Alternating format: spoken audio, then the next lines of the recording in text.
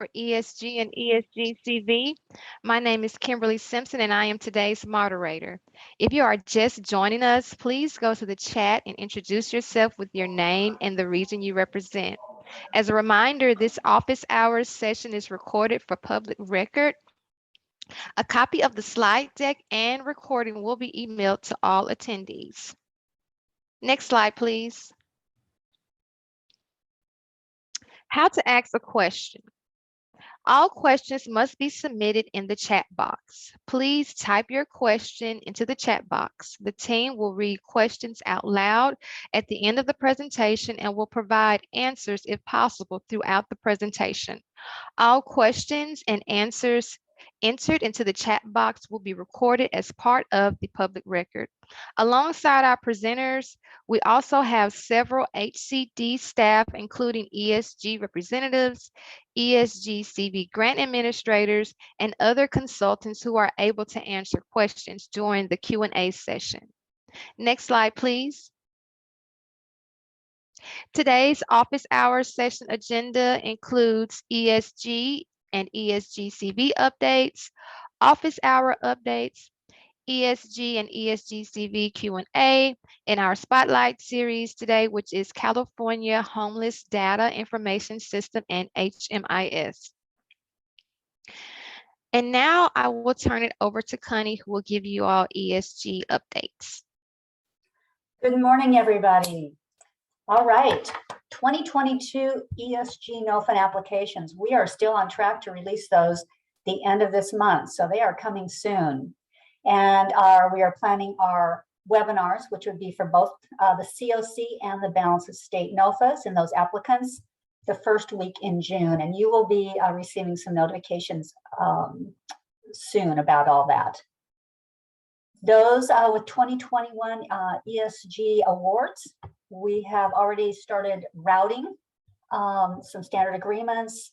We hope to have all of the 2021 contracts, those folks that were awarded under the 2021 allocation, executed for you by the end of July.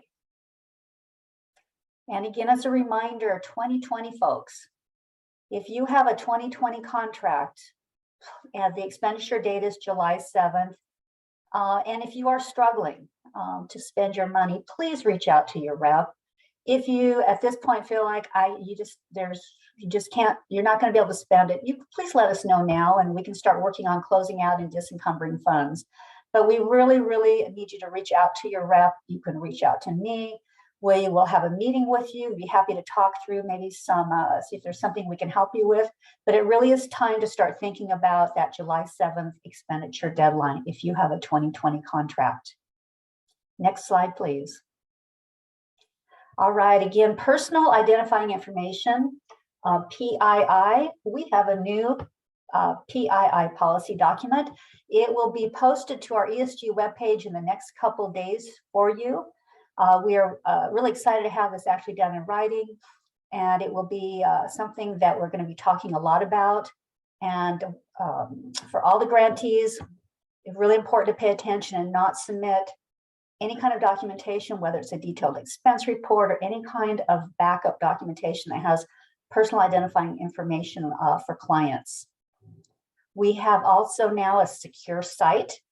Hopefully all of you that have an annual or have had annual ESG contracts with us have received an email, not only from your rep and our IT department, with a link telling you how to get into your secure site. So again, this is new.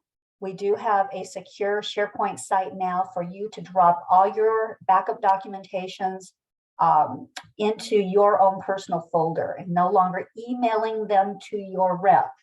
If this doesn't sound familiar or you haven't received any kind of information from our IT department, check your spam folder. And if you can't find it there, then please reach out to your rep or me, and we will work with you and get things going. So real important to get that on board. For those that are submitting detailed expense reports, please do not submit a client's name. Please give us their HMIS or a unique identifying number for them. And again, Even when dropping documents with any kind of client information into our secure site, we do ask that you still redact all that personal information. And next slide, please. And again, I always like to showcase our ESG annual reps. They are here for you. We also have that ESG NOFA at hcd.ca.gov inbox. If you're not sure who to email things to, we monitor that inbox several times throughout the day, and we will be responsive to your questions. And that is all I have today. So thank you. Thanks so much, Connie. And now I just have a few ESG-CV updates and reminders. In order to meet HUD's 50% expenditure deadline in June, please submit an RFF to your grant administrator via email by June 2nd. Please include as many expenses as possible. As a reminder, you must redact all client personal identifying information in your backup documentation, such as their name, their address, and etc. Any RFF submissions with client PII will be returned for changes. Additionally, please redact employees' social security numbers in your backup documentation. Again, any RFF submission with employee SS social security number will be returned. Next slide, please. Upcoming office hour topics. May 25th, we will have the Rent Reasonable and Fair Market Rent Clinic. On June the 1st, we will have the Diversity in COC Leadership with focus on people with lived experiences, LGBTQ, and racial equity. And on June 8th, we will have the Authentic Engagement of Persons with Lived Experiences. And someone is going to drop the training website link into the chat for you all. Next slide, please. We have included on this slide some COVID response resources links for you all. Next slide, please. And then on this slide, we have included ESG resource links. And again, all of these links will be emailed out to you all. Next slide, please. Do we have any questions?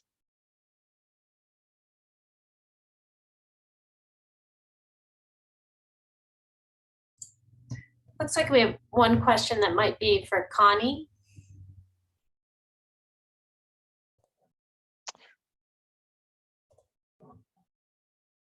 So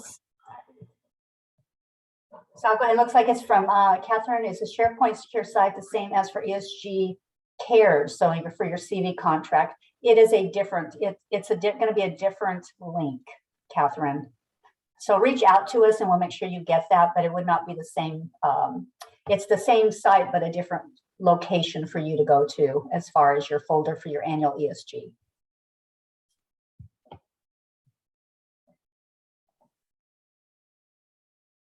All right, and there does not seem to be any more questions. Nope. Now, one more for Connie, probably. It's one more, Erin. Okay, I'm sorry. Let's see, when submitting a fiscal request within our agency, should we use HMIS numbers instead of the name fiscal? Oh, within your agency, I guess I'm not understanding. Within your agency or submitting it to us? Hello, Connie. So my question is, when I request a check from my fiscal department, should I include the HMIS number only or the name as well? I guess that would be your internal policy, but when you submit it to us, we don't want to see the client's name. Okay, I understand. Thank you. So I think it would be wise if you start getting everybody used to submitting them with HMIS numbers. Thank you. I'll start doing that. Okay, thanks, Maria.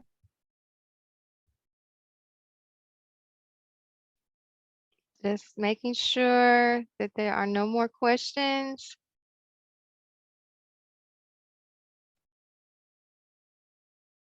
Okay, I don't see any more questions. All right, now I will turn it over to Chris Pitcher, who will be doing our spotlight series, California Homeless Data Information System in HMIS. Thanks, Kim, and thanks everybody for joining us today. I am going to talk about our spotlight today. We're going to talk about HMIS, Homeless Benefit Information System, and the Homeless Data Integration System and how it relates to ESG and ESG-CV, because there are some things that some folks know and some things that other folks might not know. We've been working on a project with Cal ICH on HDIS and outcome measures. I just want to walk you through all that just to give you some information. There's really not a lot to share as far as data today. We are still testing the logic of our outcome measures, so we don't have any information to share with you yet, but we're getting much closer. Next slide, please. All right, so we're going to talk about just a few things. I'm going to talk about HMIS and ESG-CV. ESG-CV HMIS project setup. We have some formal guidance that folks are beginning to use. We want to keep that going. We're going to talk about HDIS and its relationship to ESG-CV. And then I'm going to go through each of our 7 outcome measures. Technically it's 14, but I'll explain that in a moment. And then how this connects to annual ESG, what we plan to do with data moving forward. Next slide. HMIS. So the pieces that you have to remember for ESG-CV for HMIS is that we want you to adhere to the California HCD HMIS setup guidance. I have communicated that directly between myself and HMIS lead at every COC in the state. It basically is going to tell you what to put in project setup so that we can find that information when we get to looking at the homelessness data information system, integration system, excuse me. HMIS is going to collect all data on ESG-CV funded projects except for DV that are prohibited by the Violence Against Women Act from doing so. So if your HMIS is doing that, if it's set up correctly, if it's capturing all data on all ESG-CV funded programs that are not domestic violence, you're doing everything correct. You also need to report quarterly to SAGE from your HMIS in what people lovingly referred to as bundles. If you know what bundles are, you know what bundles are. If you don't, you probably don't need to know at this point, but we'll be doing quarterly reports in SAGE through the life cycle of ESG-CV, which is currently September 2023. And the last part that's really critical to this project is uploading data to the homeless data integration system from California, which I will go into more details on the next few slides. Okay, what did we say in our HMIS setup guidance for ESG-CV? And yes, we did not have this ready when ESG-CV started. This was midway, so we've had to make some adjustments. The first is we want you to follow the ESG manual that HUD puts out. So when you get these materials, there'll be a link to that. That is the guiding document for us. The only extra step that we're asking for any ESG-CV funded project, so that's existing, or as you bring them online, is that you follow the setup guidance that is on this slide. So we are asking that all California funded California HCD funded ESG-CV projects are in HMIS, and we have added we give you the contract number that you want to put in your project descriptor data elements. So in data element 2.06, known as funding sources, we're going to, in dependent question A, select 46 with the following code, California HCD ESG-CV. And then in dependent A, this is the really important one. Enter your specific code, which will be ESG-CV 1-00, and then you'll have a 2-number integer. It goes from 0 to 1 to 40. So if you don't know that, I have the code. I can get that to you. But in my conversations with all of the HMIS leads across the state, this has been done. We just have to remember to keep doing it as new projects come online. So that's really important guidance that we set out in February, March of this year. So all HMIS should be ready to go. Next slide.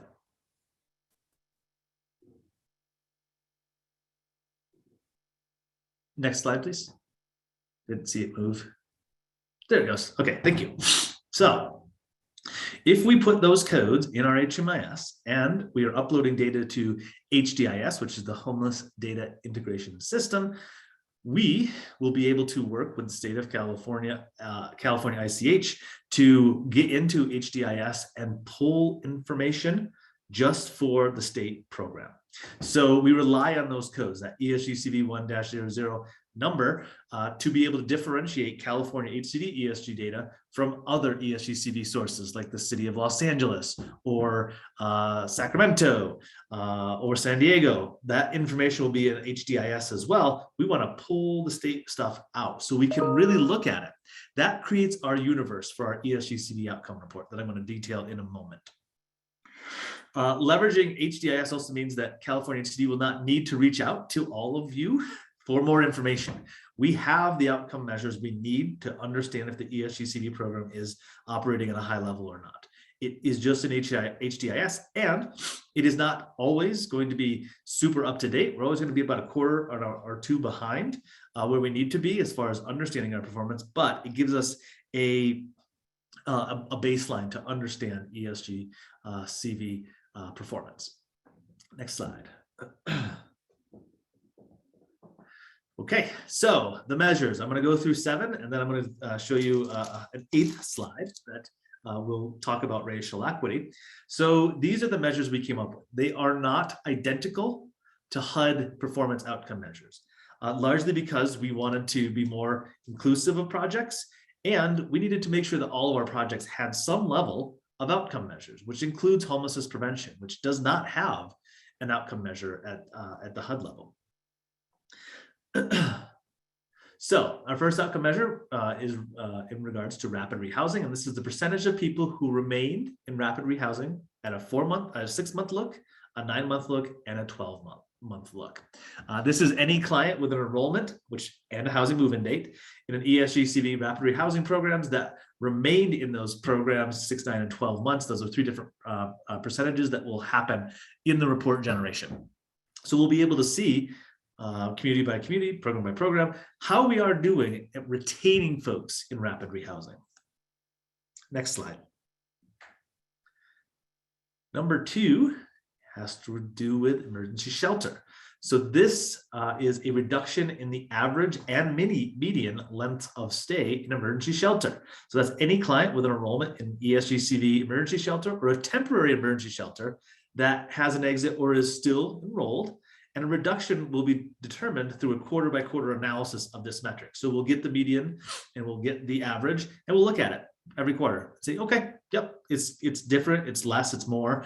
The main idea here is to try to understand if folks are staying in emergency shelter for a long time, what that might have an impact on our system. But it's not the only measure for emergency shelter because just the length of stay only tells us one thing. Next slide.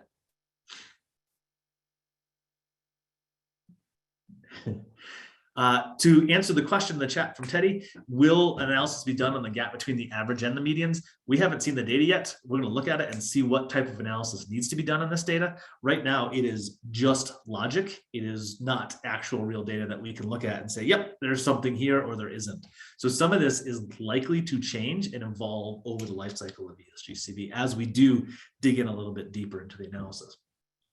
Our next one on emergency shelters is exit to a positive housing destination. So that's any client with an ESG-CV emergency shelter or temporary emergency shelter enrollment with an exit destination of, and I've just listed them all here because I just need to have room on the slide, but it's any housing destination that is further along towards stable permanent housing than emergency shelter. So that could be transitional housing, it could be rapid rehousing, could be permanent housing, could be permanent supportive housing, could be EHV. There's a lot of stuff in here that it could be. So anything that looks like a positive movement out of shelter, we are going to be able to say, yep, those are positive exits and it looks good.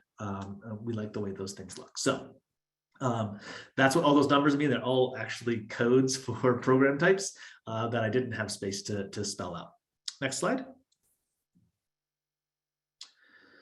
All right, our second rapid rehousing one is rapid rehousing exits to a positive housing destination. Sounds a lot like the last one, except it's farther along in the progression towards permanent stable housing. So that's any client with an enrollment in ESG-CV RRH and a housing move-in date and any exit destination that is of equal or greater than rapid rehousing. So other permanent supportive housing, other rapid rehousing, anything that's not going backwards, like to emergency shelter or back onto the street. Those would not be counted as positive housing destinations for those in rapid rehousing projects. Next measure, please. Okay, so this is our recidivism one. The percentage of people who return to homelessness, that's emergency shelter, temporary emergency shelter, or street outreach from a permanent housing destination. So that's rapid rehousing, permanent supportive housing in a 6 to 9, 12 month look back. So any client that has a RRH exit that has a return to any, not just ESG-CV funded, but any emergency shelter or temporary shelter or street outreach project in 6 to 9 and 12 months. Next measure, please. All right, just a couple left.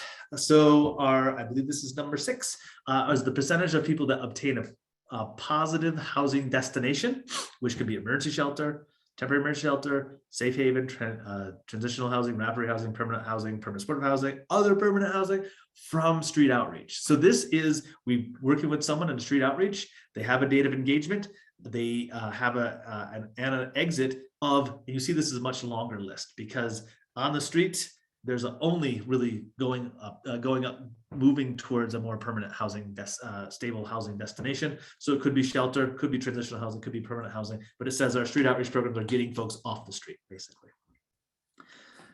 And the next slide is on, I believe, homelessness prevention. And that is the percentage of people who enter the homeless service system in emergency shelter, temporary emergency shelter, or street outreach after receiving ESG-CV homelessness prevention financial assistance. So someone came to us, they were on the verge of being evicted, we helped them, 6 months later, they actually become homeless. That we want to know.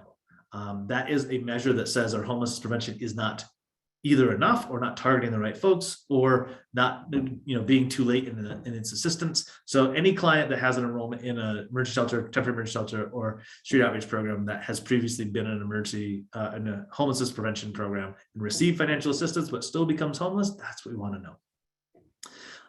So last measure is all that I just said. So the 2 for rapid rehousing, the recidivism, the ones for street outreach, emergency shelter, and homelessness prevention are also going to be duplicated, and we're going to look at them based on our racial equity, through a racial equity lens. So we'll split that out by those that identify as American Indian and Native Alaskan, Asian, Black, African American, Native Hawaiian, other Pacific Islander, white, and our Hispanic Latinx community. So we'll be able to look at this data and see if there are disparities by race in those 7 measures as well. That is it. That's what we are going to look at the state level for the ESG-CV program. As I said, we don't have data yet. We're close. I think about 2 or 3 weeks away, we'll be able to start actually analyzing data. I have done 2 rounds of outreach to HMIS leads across the state of California to look at data, and we should be done with that. Hopefully in a few months, I'll be able to actually show you what the data looks like for the ESG-CV program run by the state of California, HCD. Next slide. All right, so what? So we're doing this for ESG-CV, but ESG-CV is going to end in September. So we're done, right? We're not done. Once we get this figured out, we begin working with the annual ESG team, Connie and her team, to figure out how we can develop a similar, if not the same, setup guidance that you annually set up your ESG, state-funded ESG in a certain way, and then outcome measures. Are the 7 that we came up with, plus the racial equity, is that the right fit? If it is, great, we'll continue to do that. If not, we will amend, we will change, we will adapt, and begin doing this with HDIS for annual ESG. We're doing that this year. Not sure it's going to finish this year. It might eke into 2023, but this is something that for ESG is going to become a standard process for annual ESG as well. Much of this work has come out of two things. One is that HDIS exists, and second is that the state of California HCD needs to understand how their programs are operating to be able to be as effective as possible in our funding, in our funding decisions. So we're going to use this data to make sure that we improve the ESG program annually. Next slide, please. That is it. I would love to hear any discussion you might have. I do see there's a comment here from Teddy that I'll take care of in just a moment. But if you want to come off mute, again, these spotlight series are your space as well. If you want to come off mute and ask questions about the measures or ask questions about the process, or just discuss what's going on as far as data with you, please do that. You can raise your hand, unmute yourself. I'm going to start with the question from Teddy, and then I see Melinda is going to, has raised her hand, that we will call on Melinda next. So Teddy says, will these outcome measures eventually be reflected in public-facing HDIS? We haven't got that far, Teddy, to be quite frank. I think it could be. I also know that California state IT processes are the easiest to get things posted. So this may end up, maybe on an HCD site. This may end up on the HDS site. We haven't got there as far as that. We wanted to get the universe correct with our PDEs being set up correctly so we can pull our universe from HDIS. And then we wanted to test the measures and see if is it really telling us the story we think it's supposed to tell us, or did we get the measures off? So I would think probably the next 6 months, we get through those two pieces, understanding our universe, having it correct, and the measures, are they actually measuring the right things? And then we could probably begin getting ourselves in a place where we could show that information publicly. And will there be monitoring on these HMIS results?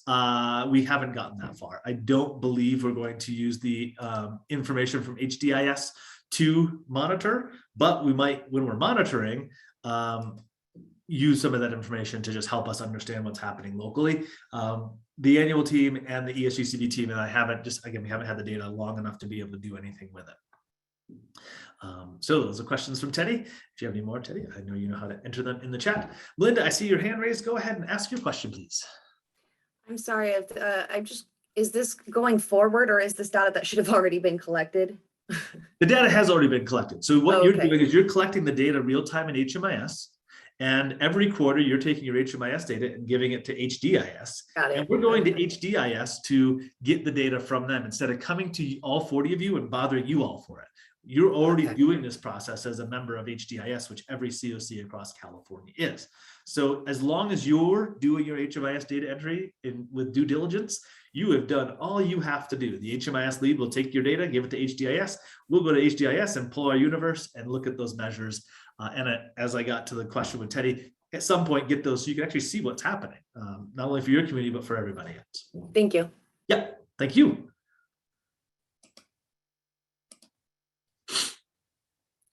Any other questions, concerns, comments?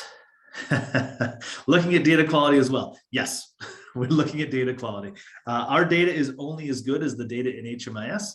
HDIS cannot fix data quality. It is just going to take the data quality problems you have. So I think our data, we looked at it when we first got it, data 5 years ago, it wasn't so good. It feels like a lot of data quality has been getting better as HUD itself cracks open your HMIS and looks at data quality when it comes to the AHAR, when it comes to LSA and other data that we're actually able to see now at the HUD level. So I've seen data quality improve over time. Obviously, it's never going to be perfect. It is a labor that has to continue all the time on data quality.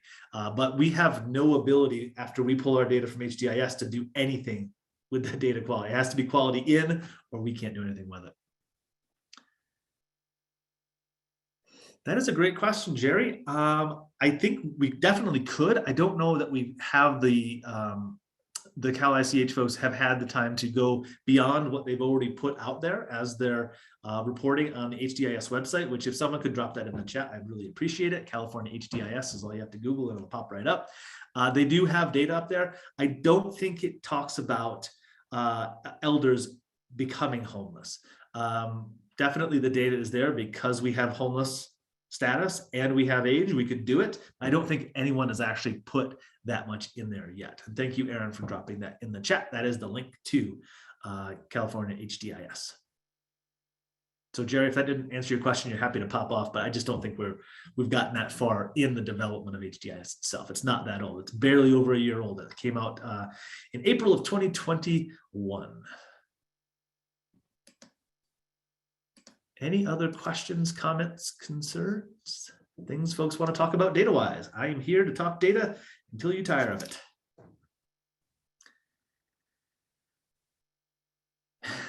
Will I be talking about the development of HDIS in future meetings?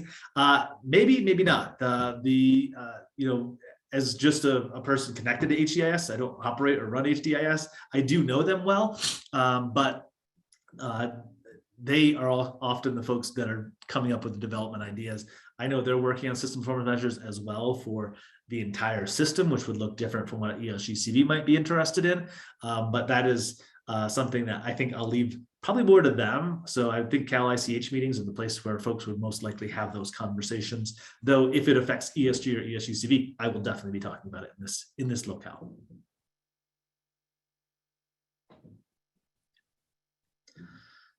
Okay, anything else? Excellent. With that, we're going to have a very short office hour this week, which I think is just fine. We all have very busy schedules. So thank you very much for attending today. And if there are any other questions, I'll hang out just a minute to catch them. Otherwise, we'll stop the recording and we will see you next week.